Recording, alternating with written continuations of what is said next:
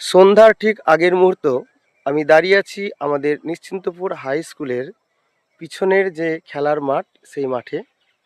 মাঠটি অনেক বড়, অনেক সুন্দর, কিন্তু একটা জিনিস এখানে লক্ষ্য করা যাচ্ছে যে মাঠে কিন্তু খেলার কেউ নেই।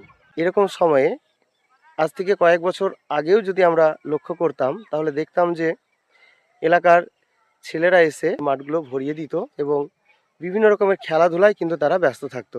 আর শুধু এই মাঠই নয়, আমরা বিভিন্ন মাঠগুলোতে যদি যাই তো দেখব মাঠগুলো ফাঁকা পড়ে রয়েছে এবং মাঠগুলোতে কিন্তু ঘাস জন্মেছে।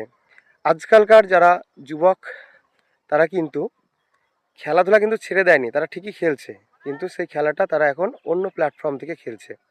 তারা এখন ডিজিটাল মাধ্যমে, মোবাইল, ট্যাব বা কম্পিউটারের মাধ্যমে তারা বিভিন্ন রকমের খেলাধুলায় এখন ব্যস্ত রয়েছে। শরীর এবং মনের যে বিকাশ খেলার মাঠ থেকে আমরা যেটা করতে পারি, সেটা কিন্তু ওই মোবাইল গেম খেলে বা কম্পিউটার গেম খেলে আমাদের হয় না।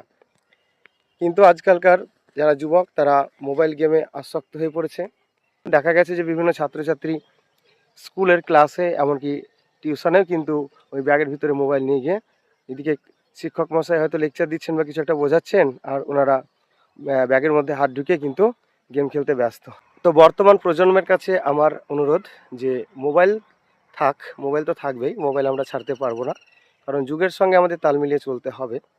সেই সঙ্গে যদি সম্ভব হয়, তাহলে এই ধরনের মাঠে এসে যদি কিছু খেলাধুলা করা যায়,